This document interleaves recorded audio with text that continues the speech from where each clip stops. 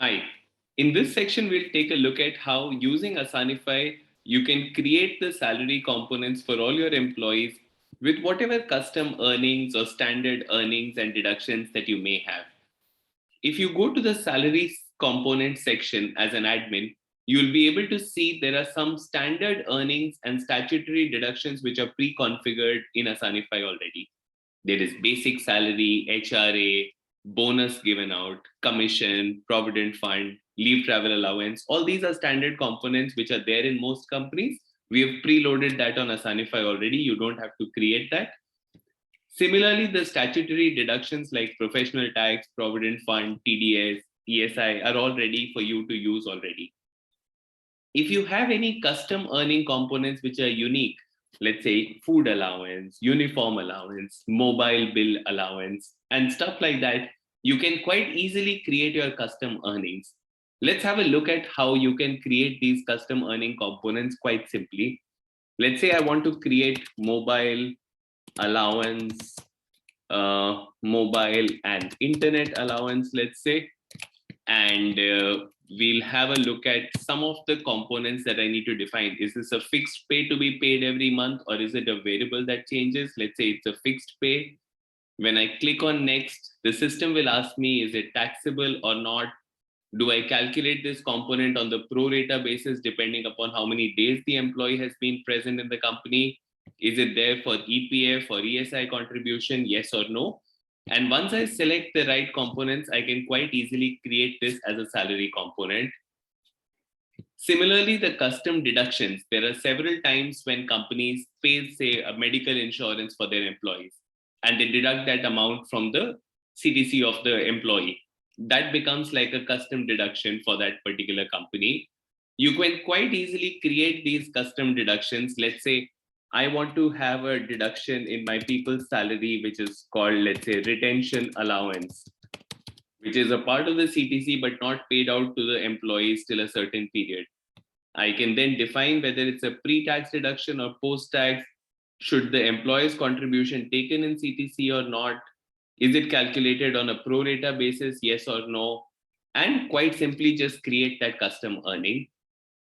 Once the custom earnings and deductions are created, all these components become available to add in the salary of any particular employee. Let's have a look at how this is done. In the people section, if I go to, let's say, any one particular employee, in the salary tab, we will see that currently for this particular employee, there is no salary data that is added. If I were to add that salary right now, I can quite simply define what the CTC for this employee is. Let's say it is 10 lakhs. The system will automatically create a component or the different composition of the salary. 50% of the CTC will be basic, 50% of basic will be HRA. This is a recommended structure that you can obviously change as per your liking. So let's say I'm making 5 lakhs of basic as 4.5 lakhs. All the custom earnings and deductions that I had created can be added as a part of the salary from here. Let's say if I had added a custom earning as, let's say, the food allowance, then I can add, let's say, 15,000 rupees to be given out as the food allowance in this particular employee's salary. Similarly, if there is a deduction like the one that we created just now, the retention allowance, which is a pre-tax deduction, I can define that the employer contribution in that pre-tax deduction is, let's say, 15,000. Is there an employee contribution? I can define that as well, in which case this particular part will be deducted from the salary of the employee and it will not be counted as the CTC. Once I add these components, my salary is ready to be previewed and I can save that for the employee. Another feature on Asanify, which is very unique, is you'll be able to preview the monthly take home for the employee basis the salary that you have decided. This becomes immensely helpful because a lot of times just from the CTC figure, the employee doesn't know what the final amount in hand will be.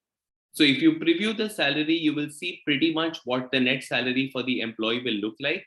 You can also play around with the payroll inputs and investment declarations to see what the final take home will turn out to be if the employee is doing those investment declarations like Section 80C, 80D, etc. Once I'm happy with my salary, I can just confirm it and the salary gets added to the employee. This becomes a critical step before running the payroll, adding multiple employee salary through a bulk upload, or by doing it one by one the way we saw just now.